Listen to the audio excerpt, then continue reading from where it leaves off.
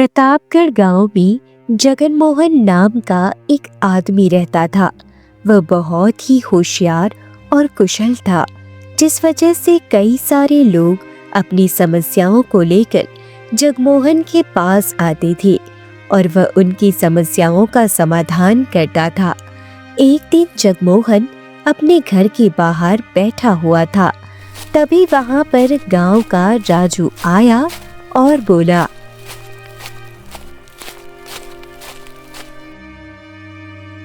अरे जगमोहन भैया, तुम यहाँ पर बैठे हुए हो?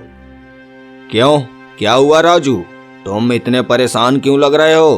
क्या बताऊं भैया, मुझे तो कुछ समझ ही नहीं आ रहा। मेरी घरवाली मुझसे रोज लड़ाई करती है। अब तुम ही बताओ मैं क्या करूं? अरे बस इतनी सी बात है तो तुम अपने घरवाली के मन के अनुसार काम करने लगो। करता तो हूँ भैया, पर वह फिर भी मुझसे लड़ाई करती है। अरे अगर ऐसी बात है तो उसे प्यार से समझाओ ना, जरूर तुम में ही कुछ कमी होगी। ऐसी तो बात है नहीं कि बिना किसी बात की औरत लड़े। यह सुनकर राजू शांत हो गया और बोला, हाँ कमी तो है, मैं शराब जो पीता हूँ।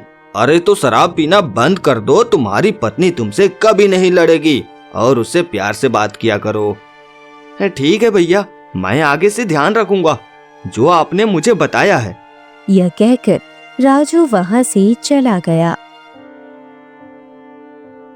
अभी राजू को गए हुए थोड़ा ही समय हुआ था कि तभी वहां पर सुरेश आ गया और बोला, अरे भैया मैं तो बर्बाद हो गया, मुझे बचा लो। अब तुम ही हो जो मुझे बचा सकते हो। क्यों, क्या हुआ भैया? अरे तुम इतने परेशान क्यों लग रहे हो? क्या बताऊं भैया, मुझ में और मेरे बड़े भाई में बहुत लड़ाई हो रही है। किस बात की लड़ाई हो रही है?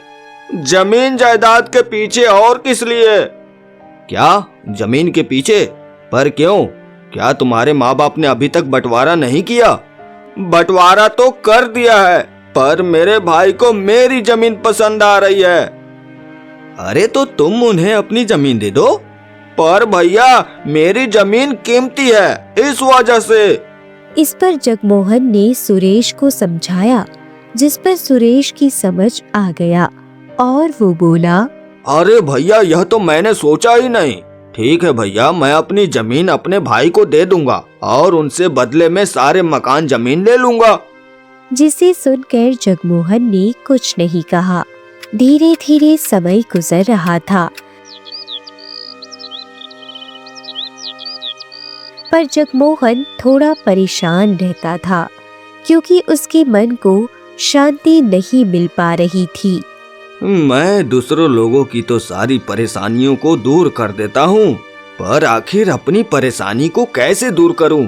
कैसे अपने मन को शांत करूँ? मुझे तो कुछ समझ ही नहीं आ रहा। यह कहकर जगमोहन सोच में पड़ गया। काफी देर सोचने के बाद उसने कहा, लगता है अब मुझे अपने मन को शांत करने के लिए यहाँ से जाना ही होगा, वरना मैं कभी भी शांति नहीं पा सकूंगा। यह कहकर जगमोहन दुनिया घूमने के बारे में सोचने लगा। जब गांव वालों को यह पता लगा तो गांव वाले उसके पास आए। अरे भैया, यह हम क्या सुन रहे हैं? आप गांव छोड़कर जा रहे हैं? हाँ सही सुन रहे हो, क्योंकि मेरा मन शांत नहीं है, इस वजह से। अरे नहीं नहीं भैया, अगर आप चले गए तो फिर हमारी परेशानियों का समाधान कौन करेगा? तुम्हारी परेशानियों का समाधान तो कोई भी कर सकता है, पर मैं अपनी परेशानी का समाधान कैसे करूं? यह भी तो मुझे कोई बताए। यह सुनकर गांव वाले शांत हो गए और राजू ने कहा, हाँ ठीक है भैया, जैसा आपको सही लगे आप वैसा कीजिए। मुझे आप लोगों से यही उम्मीद थी कि आप लोग मुझे समझेंगे। यह कहकर जगमोहन दुनिया घूमने के लिए निकल गया।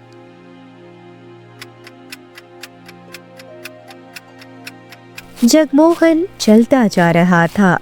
चलते चलते वह पहाड़ी इलाके में पहुंच गया, जहां पर बहुत ज्यादा पहाड़ थे, जिन्हें देखकर जगमोहन ने कहा, अरे लगता है मैं पहाड़ी इलाकों में आ गया हूँ। यहाँ पर तो इंसान बहुत ही कम रहते होंगे। चलो आगे जाकर देखता हूँ। यह कहकर जगमोहन आगे चला गया। तभी उसे एक बुढ़िया रोती हुई मिली। बुढ़िया काफी तेज रो रही थी। उसे इस तरह रोता देख जगमोहन हैरान हुआ और बुढ़िया से बोला, क्या हुआ अम्मा, आप क्यों रो रही हैं? क्या बताऊं बेटा, मेरा इकलौता बेटा भगवान ने छीन लिया है। क्या भगवान ने छीन लिया? मैं कुछ समझा नहीं। अरे बेटा, मेरा बेटा पहाड़ पर चढ़ रहा था और वह वहीं से गिर पड़ा। अब वह इस दुनिया में नहीं रहा। मैं तो लुट गई, बर्बाद हो गई। अब मेरा इस दुनिया में कोई नहीं रहा। यह कहकर बुढ़िया जोर जोर से रोने लगी। बुढ़िया को इस तरह रोता देख जगमोहन को भी काफी ज्यादा दुख हुआ और उसने कहा, अम्मा आप चिंता मत कीजिए, भगवान पर भरोसा रखिए। वैसे आपका बेटा है कहाँ? वो मेरा बेटा उस पहाड़ के नीचे पड़ा हुआ है। तो आपने अभी तक उसका अंतिम संस्कार नहीं किया? नहीं बेटा, यहाँ पर कोई नहीं है। हम लोग ही यहाँ रहते थे, तुम खुद ही देख लो। यह सुनकर जब जगमोहन ने इधर उधर देखा तो दूर दूर तक सिर्फ पहाड़ ही थे, जिसे देखकर जगमोहन ने कहा, कोई बात नहीं अम्मा, मैं आपकी मदद जरूर करूँगा। इसके बाद जगमोहन ने बुढ़िया के बेटे का अंतिम संस्कार किया, जिसे देखकर बुढ़िया खुश हुई और बोली, तुम्हारा बहुत बहुत धन्यवाद बेटा। आज तुमने एक बूढ़ी माँ की अंतिम इच्छा पूरी की है। भगवान तुम्हारा हमेशा भला करे। यह आप क्या कह रही हैं अम्मा? यह तो मेरा कर्तव्य था। बेटा सुनो, तुम बहुत ही अच्छे इंसान हो, इसलिए मैं तुम्हें आशीर्वाद देती हूँ कि तुम पानी में डूबोगे नहीं और आगे चलकर यही आशीर्वाद तुम्हारे लिए वरदान साबित होगा। यह सुनकर जगमोहन थोड़ा हैरान हो गया, पर उसने कुछ नहीं कहा और वहां से आगे चला गया। वहां से आगे आने पर उसने अपने आप से कहा, बड़ी हैरानी वाली बात है, बुढ़िया ने यह कैसा आशीर्वाद दिया कि मैं पानी में डूबूंगा नहीं। क्या सच में ऐसा कुछ हो सकता है? यह कहकर जगमोहन आगे चला गया।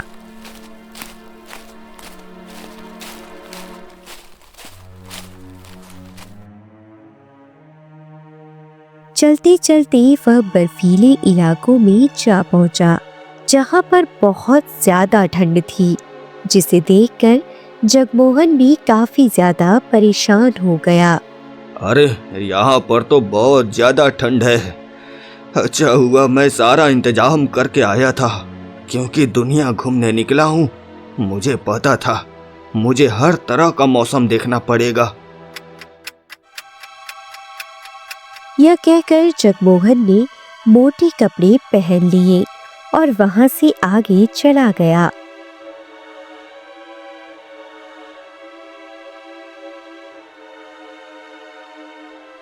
चलते चलते उसे एक झोपड़ी दिखाई दी, जिसे देखकर उसने कहा, अरे यह तो एक झोपड़ी है, जरा झोपड़ी के अंदर जाकर देखता हूँ। यह कहकर जब वह झोपड़ी के पास गया तो हैरान हुआ। वहां पर एक बूढ़ा आदमी बैठा काफी तेज कांप रहा था, जिसे देखकर जगमोहन ने उनसे कहा, अरे बाबा, क्या हो गया? आप इस तरह ठंड में कांप क्यों रहे हैं? क्योंकि बेटा मेरे पास कपड़े नहीं है, इस वजह से। क्या कपड़े नहीं है तो आप इस ठंड वाले इलाके में क्या कर रहे हैं? यह तो बर्फीला इलाका है। तुमने बिल्कुल ठीक कहा बेटा, मैं यहाँ पर फंस गया हूँ और मुझे यहाँ से निकलने का रास्ता समझ नहीं आ रहा, इसीलिए क्या तुम मेरी मदद कर सकते हो? बूढ़ा आदमी काफी ज्यादा कांप रहा था, जिसे देखकर जगमोहन ने कहा, हाँ हाँ, क्यों नहीं, मैं अभी आपको गर्म कपड़े देता हूँ। यह कहकर जगमोहन ने अपने कपड़ों को उतारकर बूढ़े आदमी को दे दिए, जिसे देखकर बूढ़े आदमी ने कहा, पर बेटा तुम क्या पहनोगे? अरे आप उसकी चिंता मत कीजिए, मेरे पास दूसरे कपड़े हैं, मैं वह पहन लूंगा। बेटा तुम बहुत ही अच्छे और दयालु हो, मैं तुम्हें आशीर्वाद देता हूँ, तुम्हें आग कभी भी जला नहीं पाएगी और आगे चलकर यही तुम्हारे लिए वरदान साबित होगा। अच्छा तो चलिए, मैं आपको छोड़ देता हूँ। अब वैसे आप कहाँ जाएंगे? नहीं नहीं, तुम जाओ, मैं जहाँ जाऊंगा वहाँ अपने आप चला जाऊंगा। तुमने मुझे गर्म कपड़े दे दिए हैं, यह मेरे लिए काफी है। यह सुनकर जगमोहन ने कुछ नहीं कहा और वह वहां से आगे चला गया। पर वह थोड़ा हैरान भी था कि आखिर उसे इस तरह के आशीर्वाद मिल क्यों रहे हैं। मुझे तो कुछ समझ ही नहीं आ रहा, आखिर मुझे ऐसा आशीर्वाद मिल क्यों रहे हैं और यह लोग ऐसा क्यों कह रहे हैं यही आशीर्वाद आगे चलकर मेरे लिए वरदान साबित होंगे। आखिर ऐसा क्या होने वाला है आगे, और यह लोग कौन हैं? जगमोहन काफी ज्यादा परेशान था और इसी सोच में आगे चलता जा रहा था। बड़ी हैरानी वाली बात है, सोचा था दुनिया घूम लूंगा तो मन शांत होगा, पर मेरा मन तो ज्यादा अशांत होता जा रहा है। आखिर मैं कहाँ जाऊँ, मुझे तो कुछ समझ ही नहीं आ रहा है। यह कहकर वह और आगे चला गया। तभी उसे एक घना जंगल दिखाई दिया, जिसे देखकर उसने अपने आप से कहा, अरे यह तो घना जंगल है, लगता है अब मुझे इस घने जंगल को पार करना पड़ेगा। चलो अब मैं इसको भी पार कर लेता हूँ। यह कहकर जगमोहन जंगल में चला गया।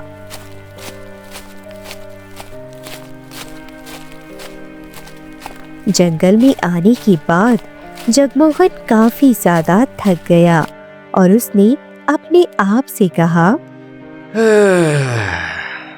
अब तो मैं बहुत ज्यादा थक गया हूँ, ऐसा करता हूँ किसी पेड़ के नीचे बैठ जाता हूँ। लगता है मैंने आधी दुनिया तो घूम ही ली है, अब मुझे बस आधी दुनिया और घूमनी है। यह कहकर जगमोहन एक पेड़ के नीचे जा बैठा। अभी वह बैठा ही हुआ था, तभी उसकी नजर थोड़ी दूर पर गई, जहाँ पर एक साधु तपस्या कर रही थी। साधु को तपस्या करता देख उसने कहा, अरे यहाँ पर तो साधु तपस्या कर रहे हैं, यह तो काफी ज्ञानी पुरुष मालूम पड़ रहे हैं, मुझे उनके पास जाना चाहिए। यह कहकर जगमोहन साधु के पास आया तो हैरान हुआ, क्योंकि एक सांप साधु के गले में लिपटा हुआ उन्हें डराने वाला था, जिसे देखकर जगमोहन काफी ज्यादा परेशान हो गया। अरे यह तो सांप साधु को डस लेगा, अब मैं क्या करूं? जगमोहन काफी ज्यादा परेशान हो गया, क्योंकि सांप साधु को हानि पहुंचाने जा रहा था। तभी उसने एक डंडा उठाया और सांप को हटा दिया, जिससे साधु की तपस्या भंग हो गई। पर जब साधु ने जगमोहन को देखा तो कहा, तुमने मेरी तपस्या भंग क्यों की? क्योंकि आपको एक सांप डसने वाला था, इस वजह से। यह सुनकर साधु काफी ज्यादा खुश हुआ और बोला, तुमने मेरी सांप से रक्षा की है। तुम बहुत अच्छे इंसान हो, इसलिए मैं तुम्हें आशीर्वाद देता हूँ। तुम्हें कोई भी जीव हानि नहीं पहुँचाएगा, चाहे वह पंछी हो या फिर जानवर। यह सुनकर जगमोहन काफी ज्यादा खुश हुआ और हाथ जोड़कर बोला, ये साधु महाराज, मैं आपसे एक बात पूछना चाहता हूँ। हाँ हाँ बताओ, आखिर तुम क्या पूछना चाहते हो? तुम थोड़े परेशान लग रहे हो। परेशान होने वाली बात ही है, मैंने अब तक जिसकी भी मदद की है उसने मुझे कोई ना कोई आशीर्वाद दिया है और साथ ही कहा है यह आशीर्वाद वरदान में बदलेगा। आखिर कैसे? यह सुनकर साधु मुस्कुराई और बोली, क्योंकि तुम्हारे साथ कुछ ऐसा होगा जिसकी तुमने कल्पना भी नहीं की होगी। क्या? पर आखिर ऐसा क्या होगा साधु महाराज? यह तो तुम्हें अपने आप पता लग जाएगा। वैसे भी अब तुम जिस देश को जाओगे वह दुनिया का अंतिम देश होगा। क्या अंतिम देश? मैं कुछ समझा नहीं। इसका मतलब मैंने पूरी दुनिया घूम ली है? और क्या, तुमने पूरी दुनिया घूम ली है। अब तुम अंतिम देश में घूम जाओगे। यह सुनकर जगमोहन काफी ज्यादा खुश हुआ, पर वह थोड़ा परेशान भी था। उसे परेशान देखकर साधु ने कहा, मुझे पता है तुम्हारा मन अभी अशांत है, पर जब तुम उस देश में पहुंचोगे तो तुम्हारा मन शांत हो जाएगा। अब तुम जाओ। यह सुनकर जगमोहन वहां से चला आया और उसने अपने आप से कहा, बड़ी हैरानी वाली बात है, मुझे तो पता ही नहीं लगा मैंने पूरी दुनिया घूम ली है। पर साधु महाराज यह क्यों कह रहे थे उस देश में जाते ही मेरा मन शांत हो जाएगा? आखिर ऐसा क्या है वहां पर? चलो अब यह तो मुझे वहीं जाकर पता लगेगा। यह कहकर वह उसी देश के लिए निकल गया। वह दिन रात चलता था। चलते चलते उसे 1 हफ्ता व्यतीत हो गया। तभी उसे एक बड़ा सा राज्य दिखाई दिया, जिसे देखकर उसने कहा, अरे लगता है यही वह अंतिम राज्य है जिसके बारे में साधु महाराज बता रहे थे। यह कहकर जगमोहन उसी राज्य में चला गया। जब वह मध्य देश के राज्य पहुंचा तो काफी ज्यादा हैरान हुआ, क्योंकि वहां की प्रजा काफी ज्यादा दुखी थी। वहां पर काफी ज्यादा दरिद्रता छाई हुई थी, जिसे देखकर वह हैरान हुआ और बोला, अरे यह कैसा राज्य है? यहाँ तो बहुत ज्यादा गरीबी है। आखिर इस राज्य की हालत ऐसी कैसे है? वहीं उस राज्य के लोग चिल्ला रहे थे, रो रहे थे, जिन्हें देखकर जगमोहन काफी ज्यादा हैरान हो गया। मुझे तो कुछ समझ ही नहीं आ रहा, आखिर इन लोगों की ऐसी हालत कैसे हो गई है? क्या हुआ है इस देश के साथ? तभी वहां पर मंत्री आया। मंत्री ने जब जगमोहन को देखा तो कहा, आप कौन हैं? आप तो हमारे देश में नए लग रहे हैं। आपने बिल्कुल ठीक कहा, मैं यहाँ पर घूमने आया हूँ, पर इस देश की ऐसी कैसे हालत हो गई? और आप कौन हैं? मैं यहाँ का मंत्री हूँ। वही यहाँ पर कोई भी राजा नहीं है, इसी वजह से। क्या राजा नहीं है? या तुम क्या कह रहे हो? क्या हो गया है राजा को? राजा को हुआ तो कुछ भी नहीं है, पर यहाँ पर कोई भी राजा नहीं बन पा रहा। इस राज्य को श्राप लगा हुआ है। क्या श्राप लगा हुआ है? कैसा श्राप? मैं कुछ समझा नहीं। इसके बाद मंत्री ने जगमोहन को सारी बात बताई, जिसे सुनकर जगमोहन काफी हैरान हुआ और बोला, क्या? पर भला ऐसे कैसे हो सकता है? यह तो मुझे भी नहीं पता, पर अगर इस राज्य को नया राजा मिल जाए तो सब कुछ पहले की तरह हो जाएगा। पर नए राजा को 3 परीक्षाएं पास करनी पड़ेंगी। जो अभी तक कोई नहीं कर पाया। जगमोहन काफी ज्यादा हैरान था, पर वहां जाकर उसे काफी सुकून मिल रहा था। इसी के साथ ऐसा लग रहा था जैसे वह उन तीनों परीक्षाओं को देकर उसने मंत्री से कहा, क्या तुम मुझे बता सकते हो वो 3 परीक्षाएं कौन सी है? हाँ हाँ, क्यों नहीं। क्या तुम उन परीक्षाओं को दोगे? अगर तुम मुझे बता दो तो शायद मैं उन परीक्षाओं को देने के लिए तैयार हो सकता हूँ। हाँ हाँ, क्यों नहीं। अगर तुमने उन परीक्षाओं को दे दिया तो तुम हमारे नए राजा बन जाओगे, और मैं दिल से चाहता हूँ कि तुम हमारे देश के नए राजा बन जाओ, क्योंकि यहाँ पर अब तक कोई नहीं आया है, और जो कोई आया वह परीक्षाओं को पास नहीं कर पाया। हाँ? जब किसी ने भी परीक्षाओं को पास नहीं कर पाया तो भला मैं कैसे कर सकता हूँ? क्यों नहीं कर सकते हो? एक बार तुम परीक्षाओं को सुन तो लो।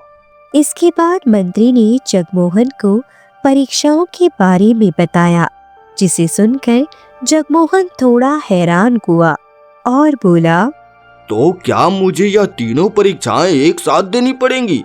हाँ हाँ, तुम्हें यह तीनों परीक्षाएं एक ही दिन में एक साथ देनी पड़ेंगी। क्या तुम तैयार हो? मंत्री की बात सुनकर जगमोहन थोड़ा परेशान भी हो रहा था।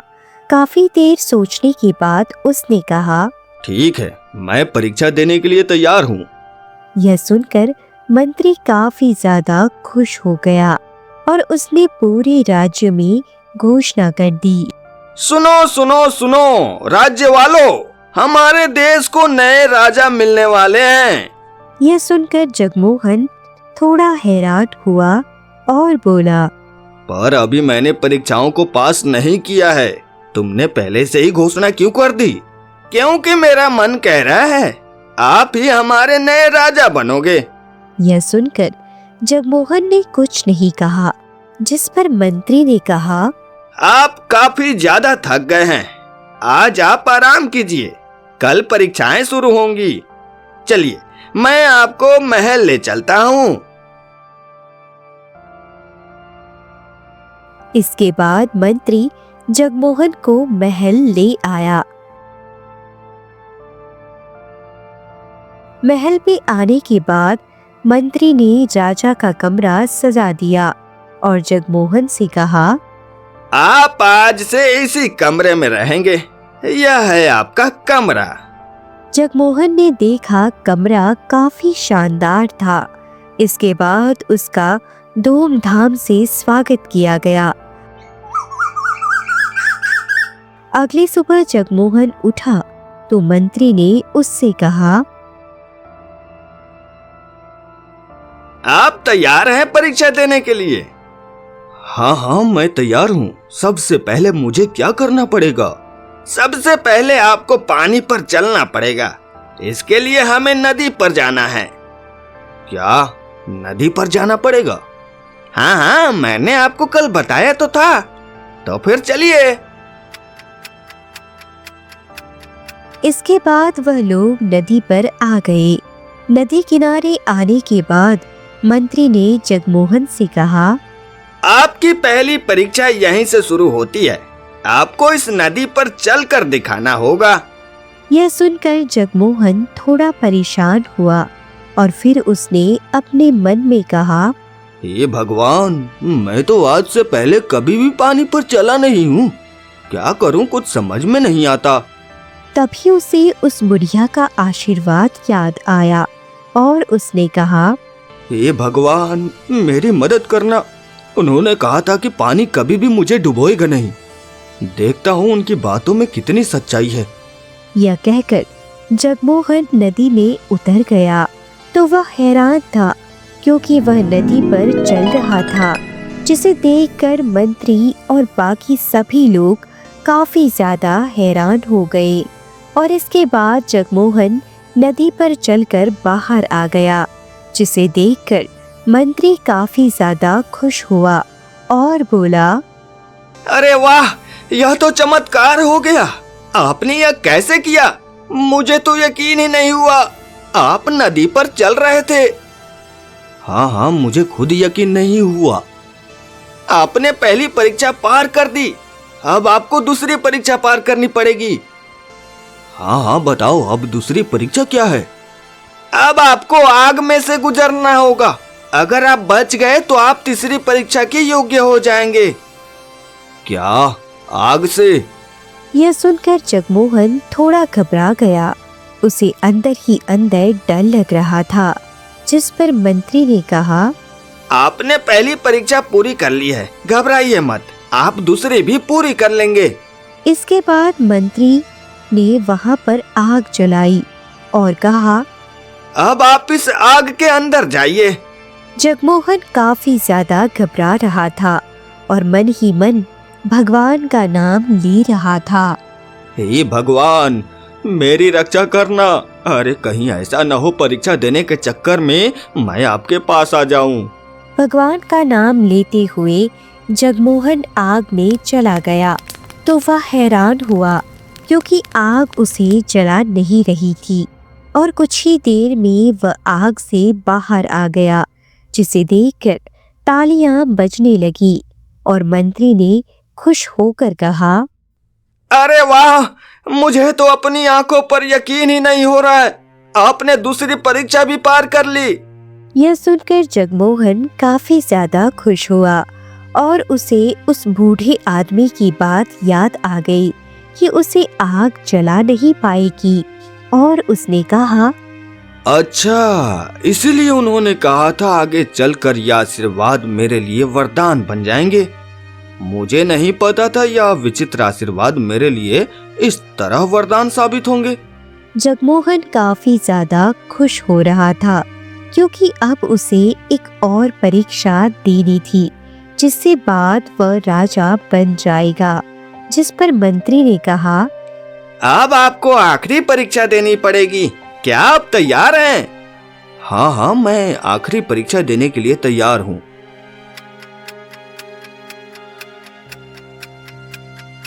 तभी वहां पर एक शेर लाया गया, जिसे देखकर जगमोहन काफी ज्यादा भयभीत हो गया, क्योंकि वह शेर काफी ज्यादा खतरनाक था।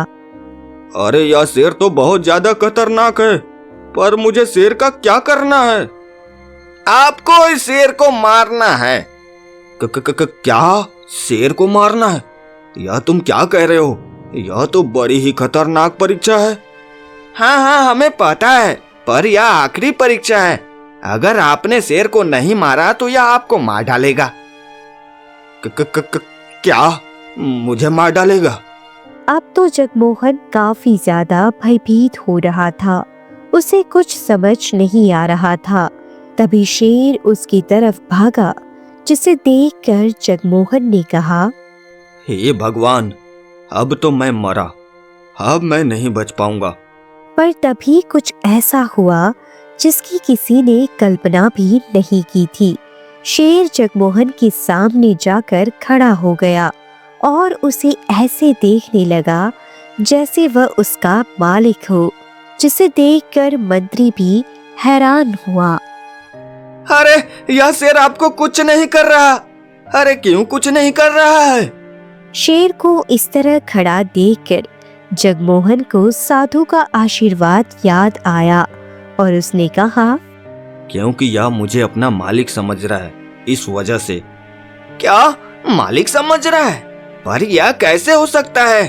और शेर वहां से जंगल की तरफ चला गया, जिसे देखकर मंत्री काफी खुश हुआ और बोला, अरे वाह, यह आपने कैसे किया?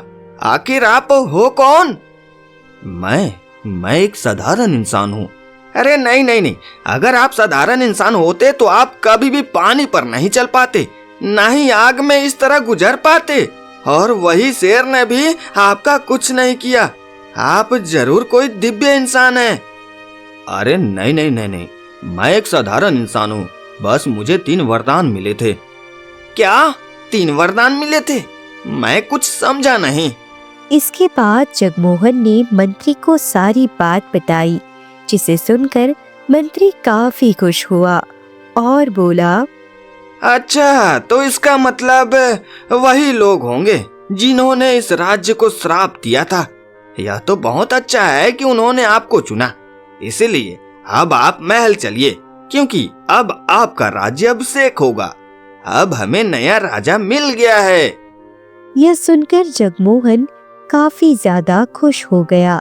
उसे तो विश्वास ही नहीं हो रहा था, वह मध्य देश का राजा बन गया।